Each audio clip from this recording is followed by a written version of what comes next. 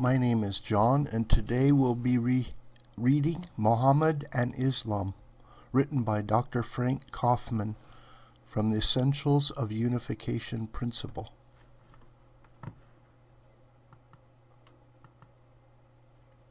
During the past 2,000 years, there have been two major providential developments.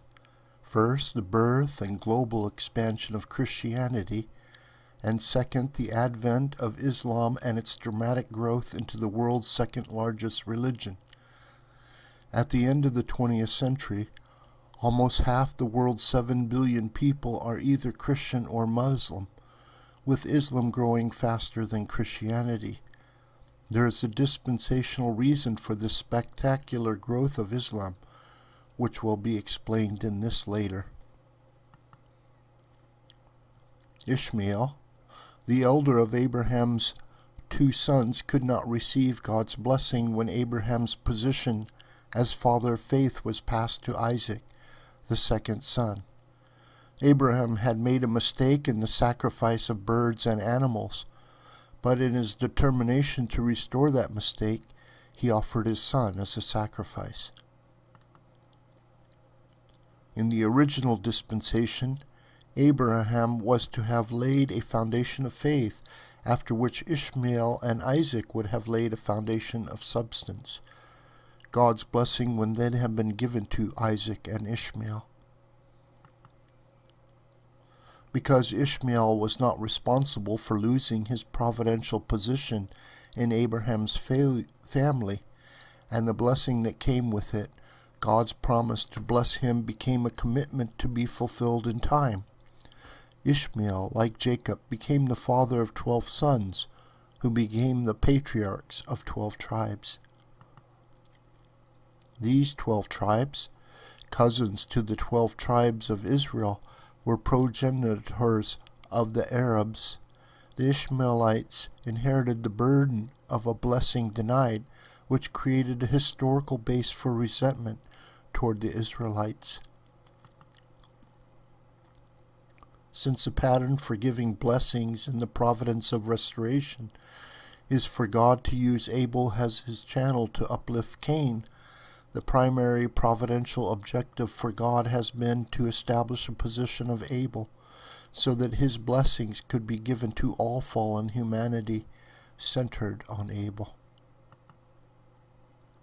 When Jacob, as Abel, was victorious in making a foundation of substance with Esau, the whole of Isaac's family received God's blessing.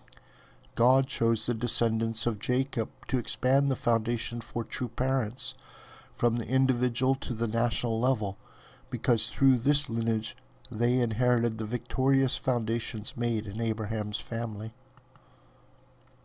The true parents, as universal able figures, are to share God's blessing with the rest of humankind, including the Ishmaelites. Thus it was the mission of Isaac's lineage to embrace the descendants of Ishmael and to include them in preparations to receive true parents. So we can look at the origin of the Middle East crisis. Abraham's illegitimate wife Hagar gave birth to his oldest son Ishmael, and Abraham's legitimate wife Sarah gave birth to Isaac, who gave birth to Jacob, who gave birth to the 12 tribes of Israel, to whom God sent Jesus. In the case of the 12 tribes of Ishmael, the Arabs received Mohammed, who is descendant of Ishmael.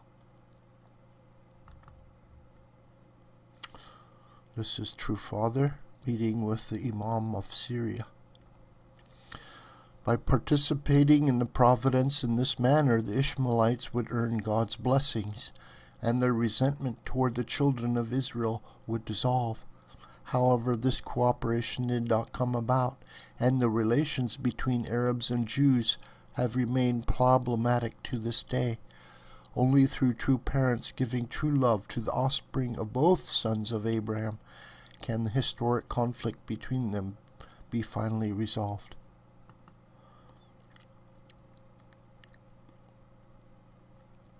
Because the providence of restoration is always focused on the pivotal mission of laying a foundation for true parents, the central historical path to that objective is where God is most active with humankind.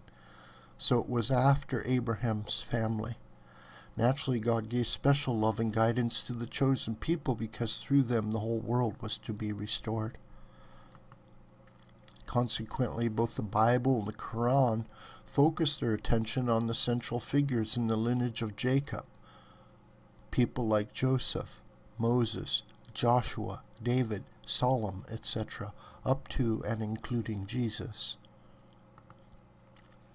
Because of the providential importance of Ishmael, there were points along the path of Jacob's descendants where God's concern for Ishmael's lineage is clearly evident in his efforts to bring the two lines of Abraham's family together. For example, when Moses was sent into exile from Egypt, he was protected by an Arab farmer, Jethro, and married his daughter, Zipporah, making a family base for the two sides to join in a common providence. The prolongation in the providence after Moses delayed any progress in the unity between Jews and Arabs. Throughout the era of the judges, the able position was not properly established in distinction from the Cain world of Canaan. When the circumstances were finally right for Israel to stand as the able nation, Solomon failed to unite his people with God and the law of Moses, preventing the Israelites from fulfilling Abel's mission. Specifically, Solomon and the Queen of Sheba could have been a couple that brought the two lines of Abraham's family together, but this possibility was rendered moot by the corruption of Solomon's faith. There were no further opportunities until Jesus himself came as the true Father of humankind. In his words and deeds, he frequently emphasized that his mission was not just to save the Jews, but to save all people. This is the mission of true parents. At his birth, 3 kings from Arab and Persian lands came to serve Jesus, suggesting the possibility that God was opening the way to bless the descendants of Ishmael through Jesus. However, when he was rejected by the Israelites, he was prevented from fulfilling this mission and could not transmit God's blessings to the Israelites or the Ishmaelites. However, because Jesus himself was victorious over Satan on the cross and successfully completed a spiritual foundation for true parents, Christians were put in the position to inherit responsibility for laying the foundation for true parents and the mission of the Israelites. The first 400 years of the Christian era offered followers of Jesus an opportunity to indemnify the first 4,000 years of the providence, Adam to Jesus in scriptural time.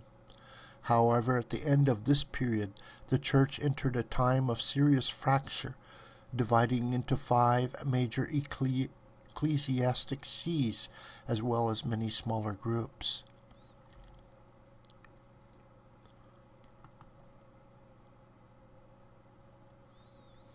On a foundation of unity, they would have been able to expand their witness successfully throughout the world, making worldwide preparations for true parents. This did not occur for many centuries until after the church had been purified through the Protestant Reformation. It sought to evangelize the entire world. The most important people to be embraced by Christianity in the crucial 5th and 6th centuries were the descendants of Abraham's sons, Ishmael and Isaac, because they had been chosen to lead the restoration. The shortcomings in Christianity meant that it could not work with either the Jews or the Arabs to build a foundation for true parents. Because of the problems associated with failed responsibilities in their own history with God, the Jews entered a long, dark era of suffering. Meanwhile, God sent a prophet to uplift the descendants of Ishmael, whose blessing had not been realized since God had first promised it to their ancestor Abraham. The mission of Muhammad. God chose to bless the Ishmaelites directly and set up a providence to complement and counterbalance Christianity by sending the Prophet Muhammad to the Arabs. Historically, Islam is the only major prophetic religion to appear since Jesus gave birth to Christianity. This makes Muhammad the last of the Abrahamic prophets.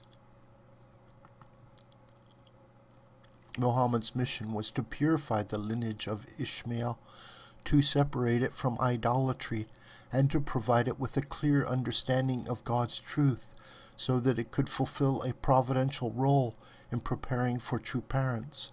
In this way, Muhammad would lay a foundation for true parents with Ishmael's descendants, bringing them directly into the orbit of the central providence of restoration.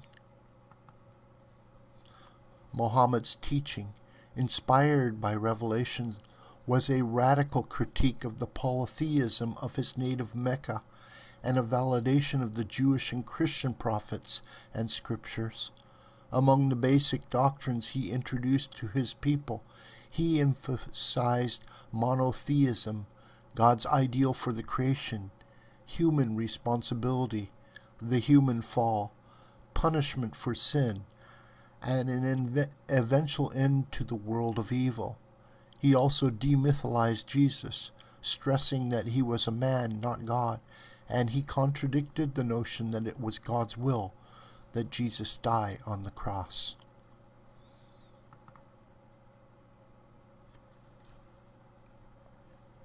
Muhammad's teachings form the core message for believers in Islam, which means total surrender to God.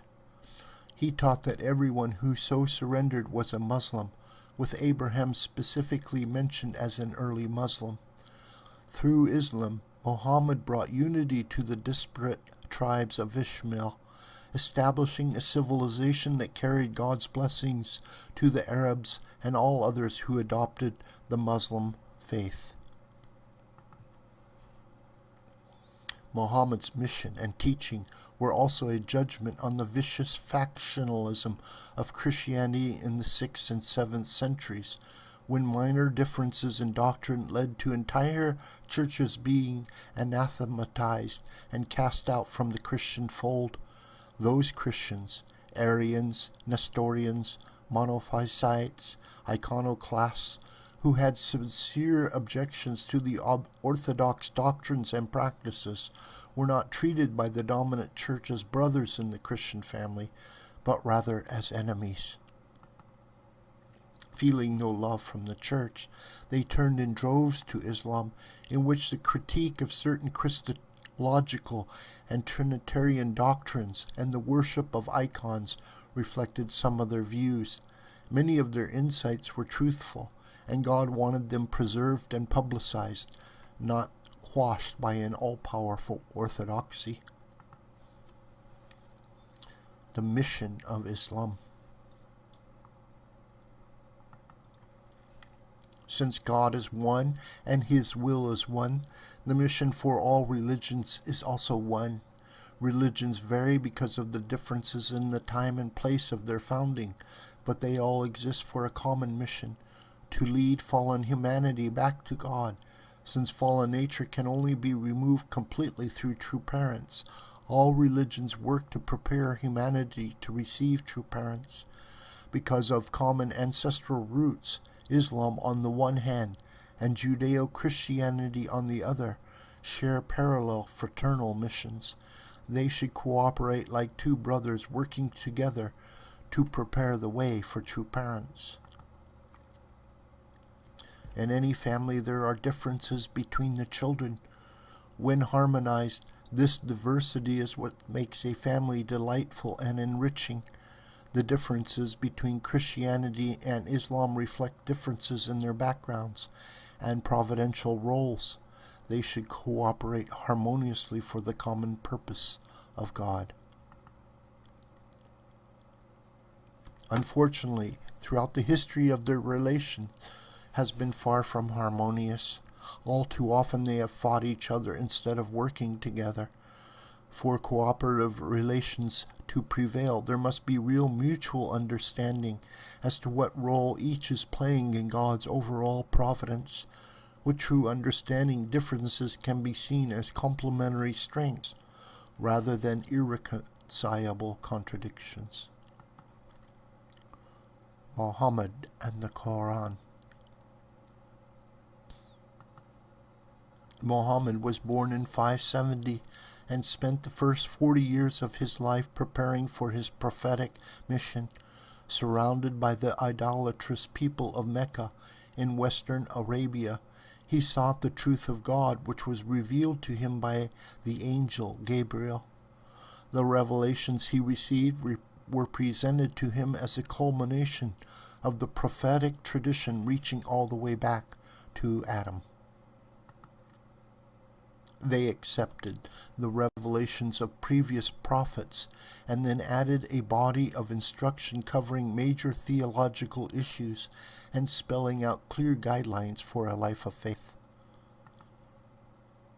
These revelations were given to Muhammad over a 21-year course beginning in 610. The first 12 years he spent in Mecca under most adverse conditions, because the Meccans persecuted him and his followers severely, forcing several to flee into exile in Abyssinia on 2 separate occasions. Several times Muhammad was driven to the brink of despair, but he never gave up his mission, and eventually his real worth was recognized by tribes of nearby Yathrib. 70 elders from Yathrib invited Muhammad to assume leadership over their town, to resolve tribal disputes and establish order among their people. In 622, Muhammad and his followers immigrated from Mecca to Yathrib. In many respects, the move was an escape from confinement, and the Prophet himself had to hide in a cave for 3 days while angry Meccans sought him out. The liberation and immigration of the early Muslims was similar to the liberation of the Israelites from Egypt, also accomplished after 3 days of separation from their enemies. Because of its significance to Muslims, the Islamic lunar calendar takes 622 as its first year. For Muslims, it is considered the year 1, Hijri, of the immigration.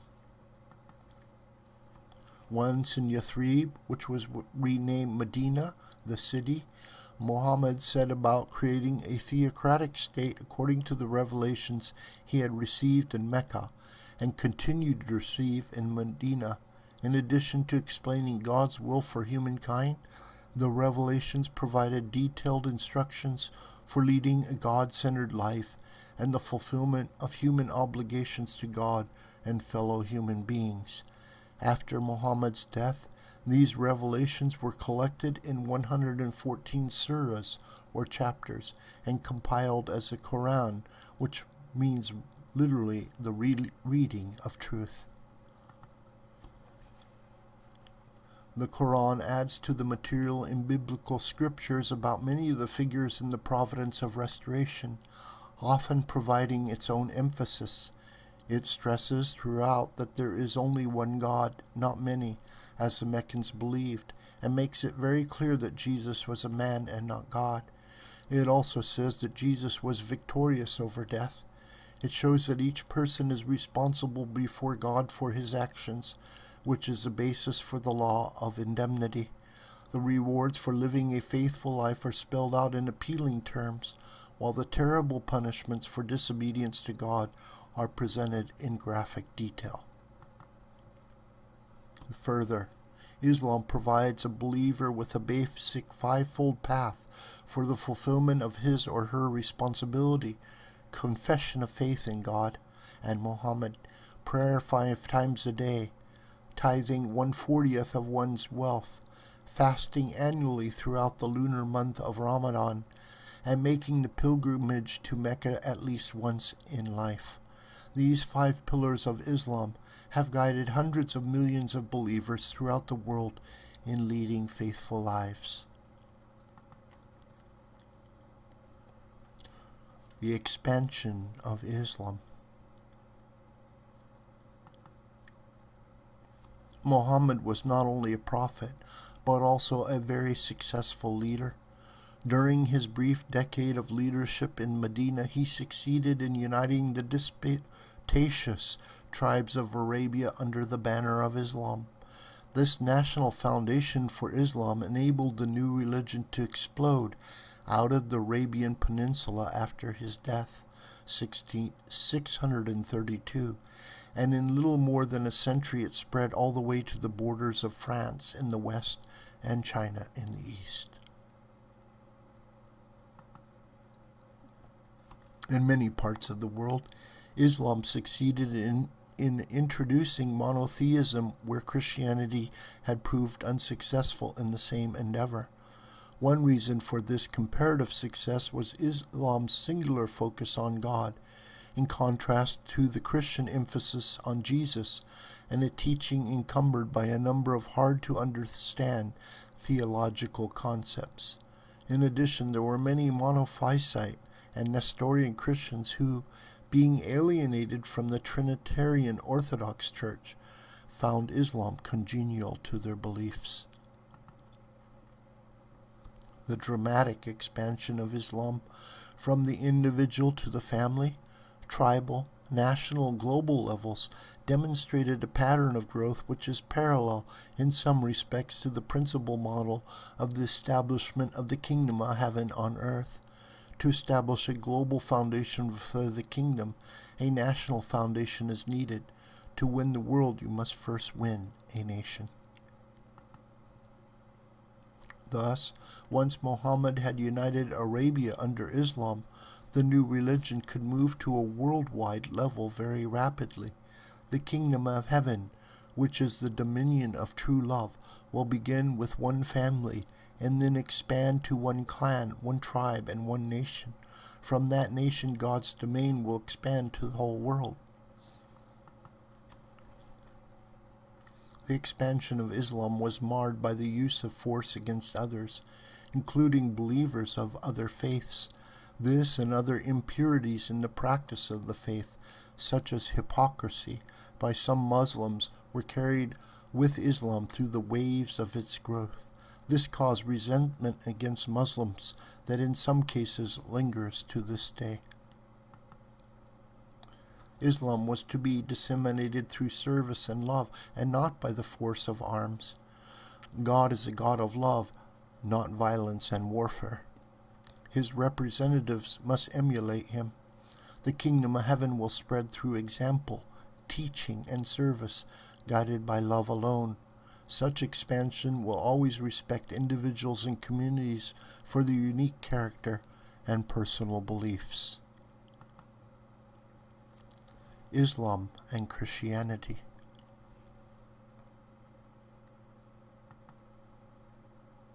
Both Christianity and Islam spread throughout the world, expanding outward from their origins in the Middle East.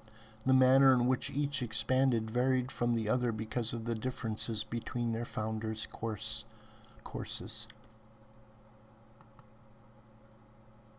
Jesus' course resulted in a spiritual victory, and therefore the expansion of Christianity was on a spiritual level. The victory of Muhammad was spiritual and physical, and therefore the expansion of Islam took place on the spiritual and physical levels. Differences between the two in the spiritual dimension reflected the two men's different missions.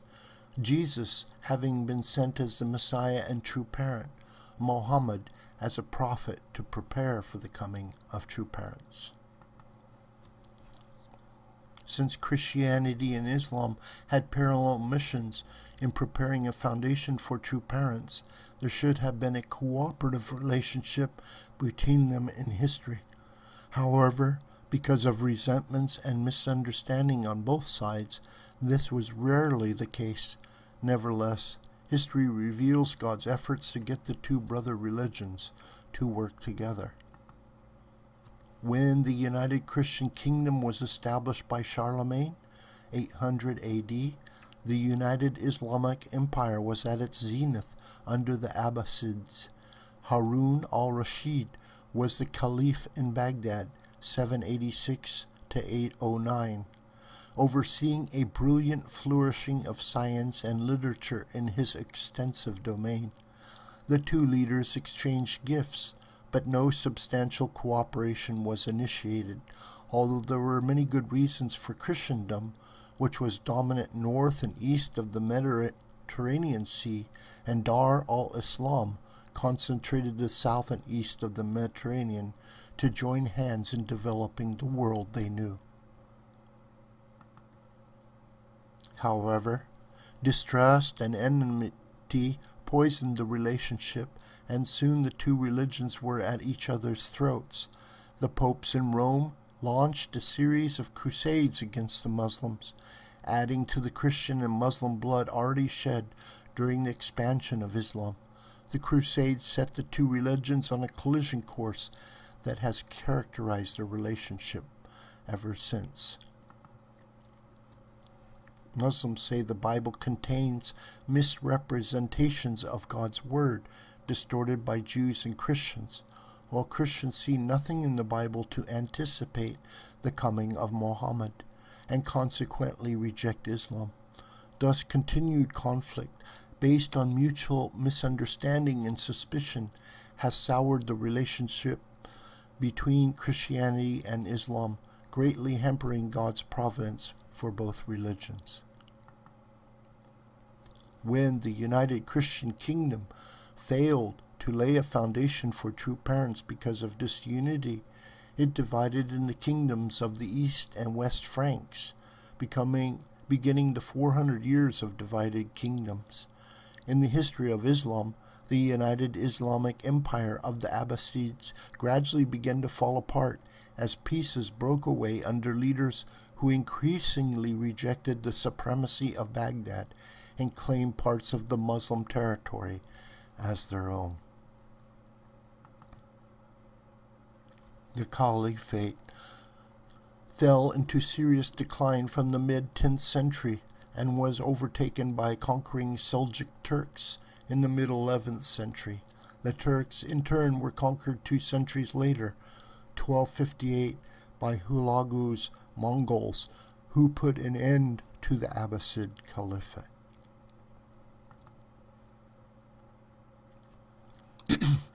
The Caliphate had an important symbolic value in representing continuity of Muslim leadership after Muhammad's death, since the Prophet left no male heirs.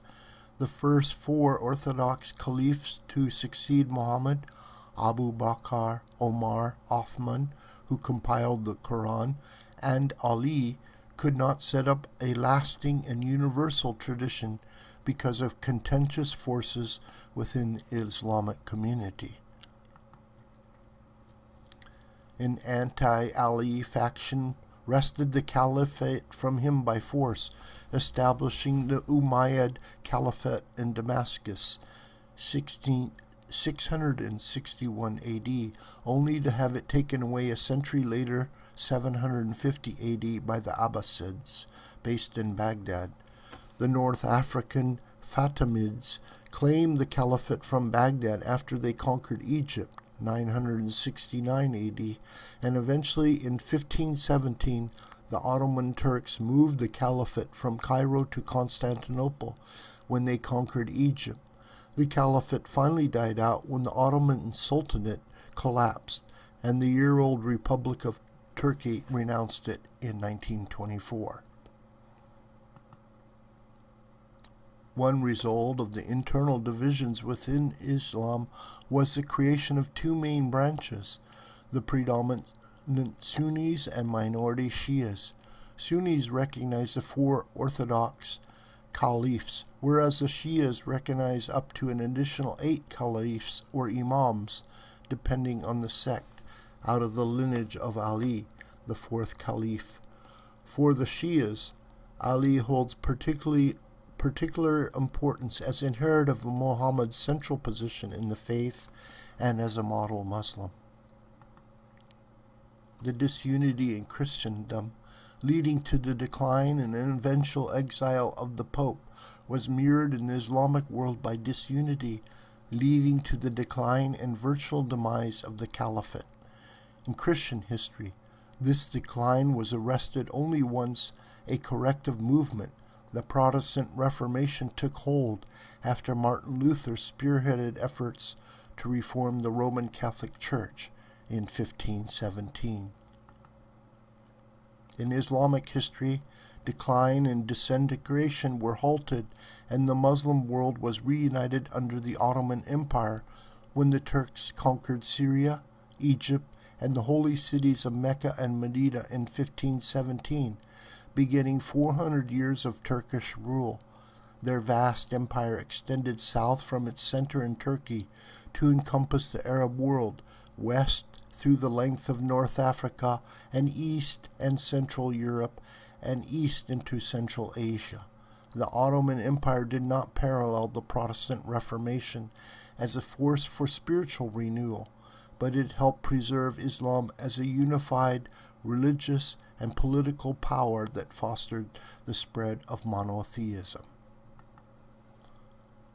By 1517, the Islamic world had reached the threshold of the final 400 years of global preparation for the true parents, an era that saw a transformation of the world on all levels and presented Islam with the challenge of fulfilling its providential destiny by working side by side with Christianity for the preparation of the world to receive true parents.